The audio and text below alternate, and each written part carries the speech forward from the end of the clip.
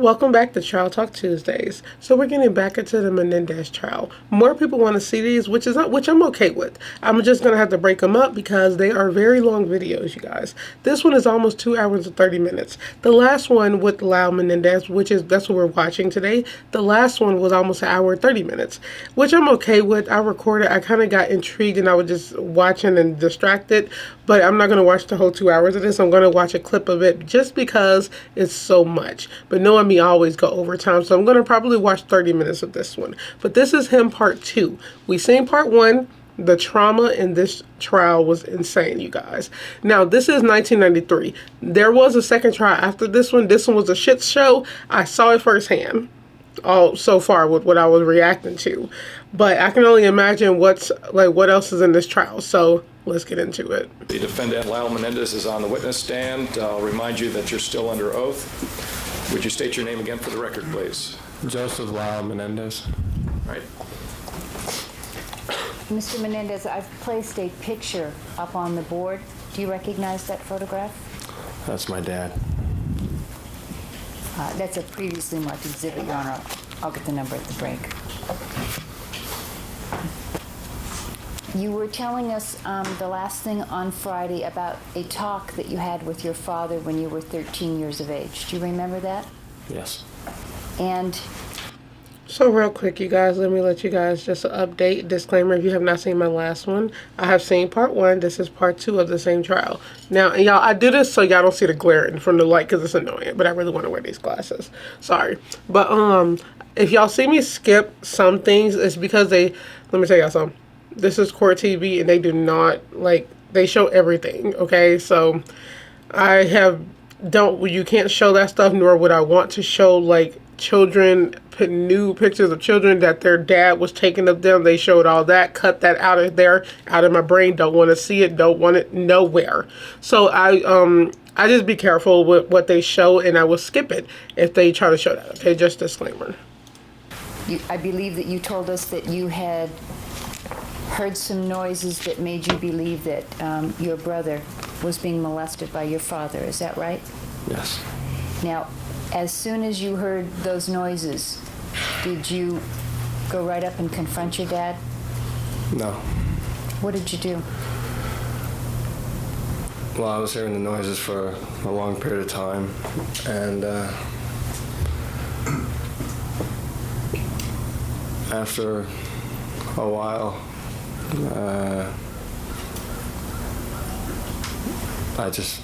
I felt that I should talk to my dad about it. And so it took me a couple days, but I finally did.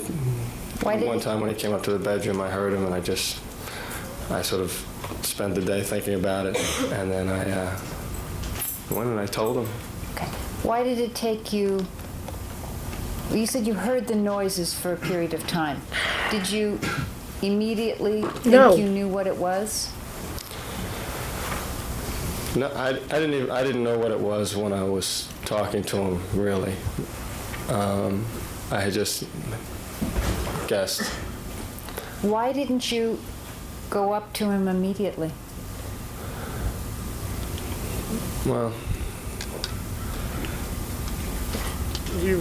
I just felt that if I decided to talk to him about it, he would probably beat me up, and he would probably get incredibly angry, and he may hurt my brother. I just wasn't sure what was going to happen, and so I thought about doing nothing.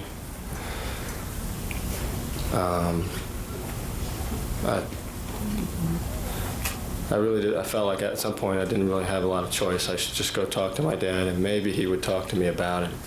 And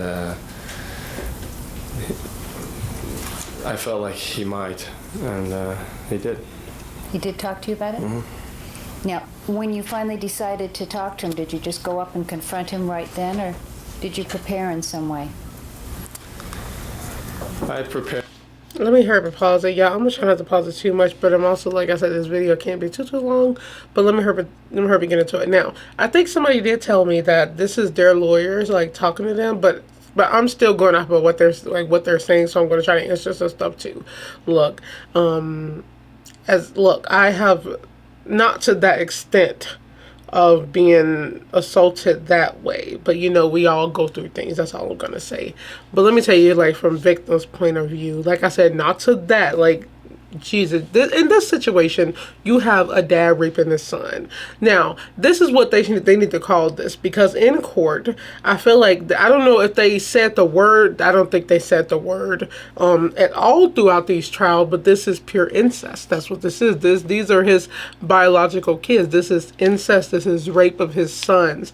And I'm saying it like that because they are not. Now, when you really want to think about why somebody killed their parents, okay, you always think about what happened. In this situation, the dad was pure scum. I'm talking about, y'all, I can care less about his death. I really can. Like, I don't care. His death was excessive, but he's dead. You raped your kids, get out of here. The mom part, I don't know too much about, but I'm pretty sure they just got fed up. That's what it seems like what it seemed like. But this whole thing, let me answer the question of what she said. Why didn't you go up there? You don't. Let me tell you. Little kids, teenagers, adults, anybody being assaulted, it's not normal. That's what I'm going to say. It's not normal for people to go confront your assaulter immediately. That's not normal. I'm just going to say it. I actually think nobody does that. And it's scary because in your mind, you're thinking of everything that could go wrong. You're thinking of, will they harm you? Because you don't know how people act when they are confronted. Like, people will easily kill you nowadays. And this is back then, and easily back then, people will harm you. You have the dad raping his sons. Mind you, y'all, this is pure incest. I don't think they really should have used that word. I'm telling you, they really should have used that word in court to describe that dad, because that's exactly what it was. But you have the dad raping his sons, trying to make them seem like make it seem like it's normal, which is not. This is disgusting and illegal. This is pure illegal, and if the mom really knew about that, she's just as bad as he is. But yeah, you have him raping his sons. And he's saying that he didn't know what the noises was at first. I'm pretty sure he did. He just didn't know what to do. You're froze. You're stuck. You don't know what to do. That's what that is. It's just a mind thing. Like, nobody confronts anybody because you don't know what that person is capable of. It's sad. It's scary. And you know what's surprising? That so many kids do that. How do kids know not to talk about things? And they should talk about things, but it's like, it's just in the mind after you get assaulted or, touched in any inappropriate way. For some reason, it's a mind thing to just shut down. And it's really sad that actually happens to so many people. This dad was disgusting. He's a rapist. Incest, like, there's so much into this, and I don't know why they never said that, like, said the word incest in this, because that's what it was. Oh my God. Just by sitting in my bedroom and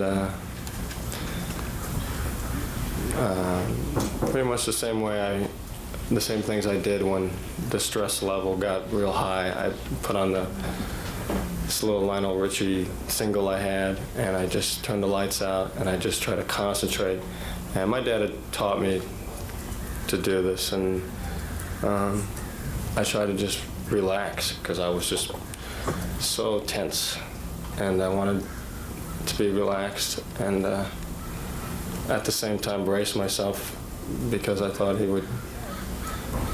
probably would do something to me. Did you tell your mom you were going to talk to your dad? No. Did you tell your mom what you thought was happening to your little brother? No. Why not? My mom wasn't going to do anything about it. Why didn't you think your mom was going to do anything about it? Well, at that point, I was 13, and my relationship with my mother was extremely bad, and she was really out of control, and it would just be a lot worse, I felt, if I talked to my dad about it. I also thought it'd be worse if I talked to my brother about it first, because I figured he would deny it, and then he might go to Dad, I thought it was better to just surprise my dad, just talk to him about it, and not tell anybody else. But I wasn't going to tell my mother. Did you talk to your brother about it afterwards, that you had had this talk with your dad? Yes. And did he tell you that things had changed for him? Objection, hearsay. He said that he never admitted that anything was going on, but he said that he was glad I talked to Dad and that things had gotten better and things had changed. Didn't use those exact words, but left me with the impression that it was resolved. Now, you talked about having this talk with your father and preparing for it. Did you have a lot of talks with your dad as you were growing up? Many talks. Now, were these talks where you give your ideas and he gives his ideas and there's an exchange of information? Or were they different than that? It was an exchange of information. It depends what talks you're talking about. I mean, there were ones at the dinner table, which would be more of question answer. Let's do that. Were there serious discussions at the dinner table in your house? Very serious. And starting at about what age? Since I can remember, but certainly in the Muncie house. And in the Muncie house, you were 6, 7, 8? 6, I think. When I was definitely 6. When maybe I was 5 too when I was there. I'm not sure. And what would happen when your dad would come home? Dad would. Sustain. We're talking about, okay, when you're 6 and in the Muncie house. Right. What was it like when your dad came home? It was extremely tense in the house because my mother, not just because my mother, we were very tense. I was certainly nervous about my dad coming home. He'd want to know about my whole day.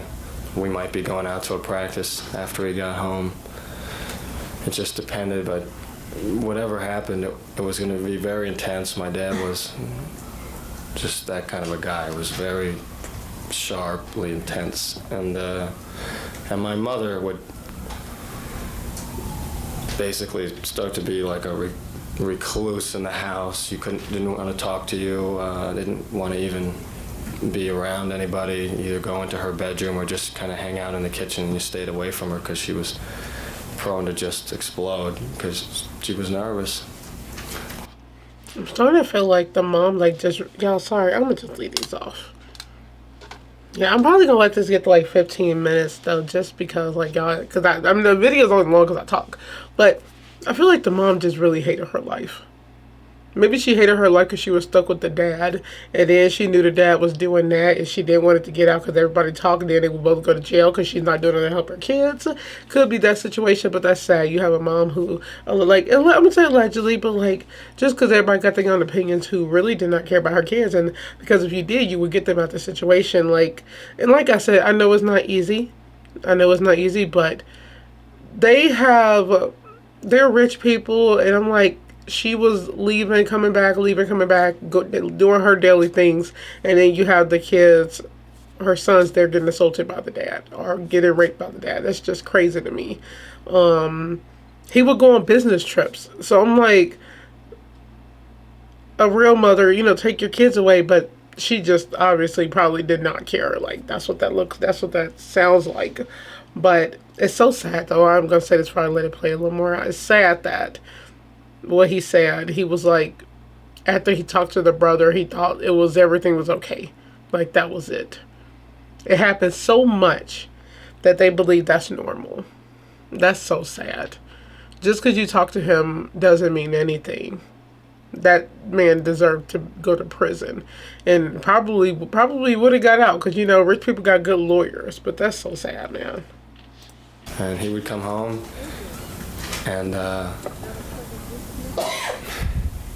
in a way, it was kind of like a celebration when he came home because Mom would be at the door and we would all run up, and usually he would kind of give me a quick hug like that, and basically just me. And then he would put his things on the ground and go to change if he wanted to put a warm-up suit on, depending what was happening. Okay, would he hug Eric the way he hugged you? No. Would he hug your mom? No. Sometimes he would say, "Hello, kitty." Did you seem to get the special attention? Yes. And at the dinner table, would he have talks with you? Yes, he'd have talks. It was basically with just me. Occasionally he talked to my brother, but very rarely. Did he talk to your mother? No, my mother did not eat dinner with us. She just kind of walked around and went into the kitchen. We always had kitchens where she could be in the kitchen, and the dinner table was right there. And she would never sit down, or I can't remember her sitting down. But even in California, when she sat down, nobody talked to her. So. When your dad sat down with you, would he then focus his attention on you? Yes. Would he ask you about your day? Yes. And was that standard? He said he would always ask you about your day? Yes. Can you show me now how that conversation would go?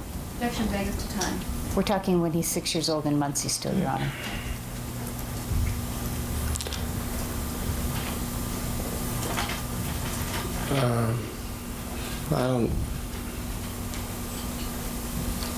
I don't think I can remember when I'm 6. Okay. 7? Do you remember at 7? I remember when I was in I don't understand what this did. What do you want to see? How didn't their wanna dinner, what they talked know about the during dinner? detail. How it, How would the conversation go? What would he say? God. He would be at the head of the table. I would be always on his right. Actually, no. I would be on his left, and my brother would be on the right, next to the kitchen. And he would just start eating, and he would say, "So, how'd it go today?" And the ones I recall the most are the ones where it didn't even go so well. And I would say, "Oh, it went great, and I did real good today." And he would say, "That's not what I heard." I would say, "No, I did real well." And he would say, "Well, take me through the day." And I'd always start with getting up. And say, I got up, I got ready. I did my stretching exercises before the day began. What would you tell him about the stretching? Would you say, "I did my stretching exercises," or would you have to be more specific than that? Usually whatever we had decided, like the day before or that week, we were going to stretch is what I told him.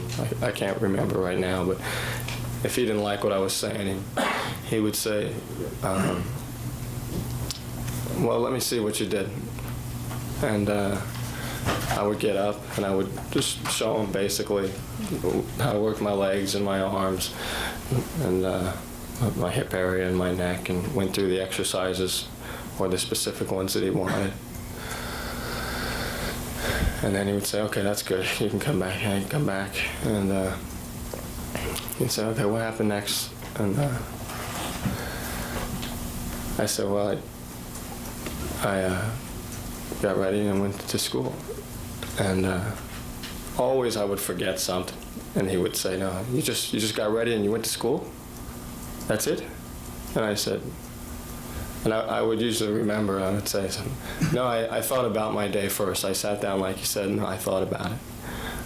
Sometimes it would be that I ate the foods that he wanted me to eat before, whatever it was. Usually it was like I thought about the day. He'd say, "Well, what did you think about? You didn't just sit there and think about your day." I said, "No, I thought about concentrating at school, being polite, I thought about staying away from the other kids and thinking about what I was going to do after school with sports, and then what I was going to work on in the evening.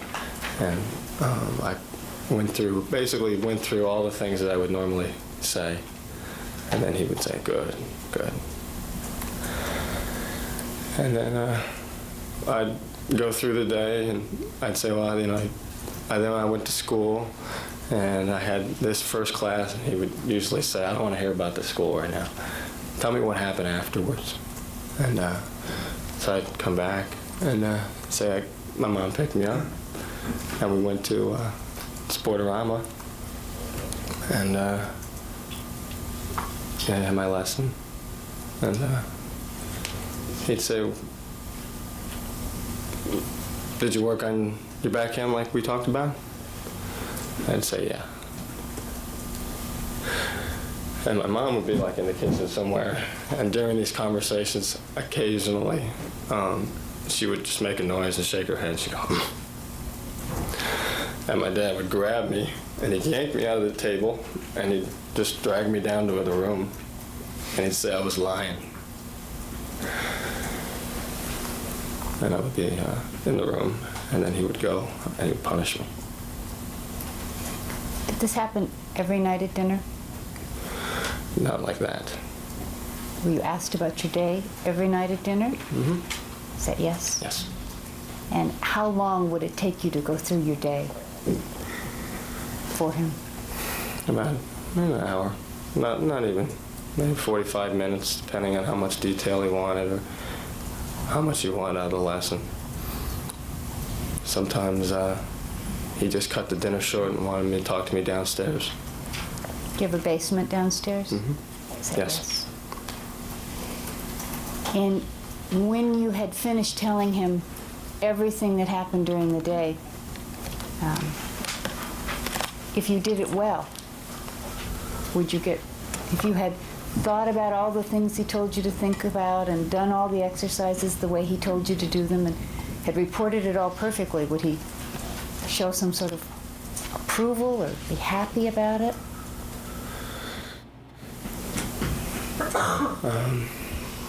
Sometimes he would reach and take my hand and say, that's a good boy. Just ruffle your hair? Did he ask you about other things at the table besides how your day went and exactly what you did? Well, after we did the day, we talked about, he basically gave some sort of lecture on things that we had talked about before. He'd talk about battles, and I'm going to end it right there. Yeah, that was a perfect part to end it on because I see it's going to be a long way, y'all. And we only watched 15 minutes of it, but it was already so much, y'all. I didn't want to do a long one specifically just because I won't have the time to edit it fully because I so much have to do, y'all. Oh my God, y'all don't understand. There's a lot going on. But also just because I plan on cutting it up anyway. So far, this is already so sad. I had to end it. Just him talking about him petting his head. This is just so mind-boggling to me. It's so psychological. And the thing is, like when I told y'all that they won't use the word incest, and I don't understand why, because that's what it is. I feel like they're purposely, and I know I just got into it, but I'm talking about other stuff I haven't heard about this case. They seem like, because also there are people who believe that they were not attacked, and I don't understand when you have evidence and you have pictures of the dad taking pictures of them, how can you still not believe they're attacked? There are people that are related to the dad who don't believe that he was hurting those boys. It's so insane to me.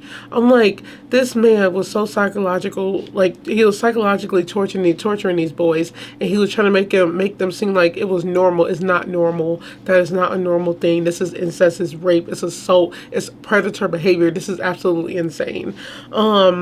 Just the fact that him talking about, like, allegedly, if that's true, now I'm just saying, him talking about, like, coming home for dinner and then having to recount their whole day. No child wants to do that during dinner when you're hungry and, you know, you're tired of listening to you, and that was at age of 7. Like, just thinking about how controlling it is and how he controlled they have a schedule, you guys, with, like, sports. And then it sounds like, though, he said that he didn't really care for Eric. It's like, this is, oh my God, what was the mom, like, what was the dynamic of this family?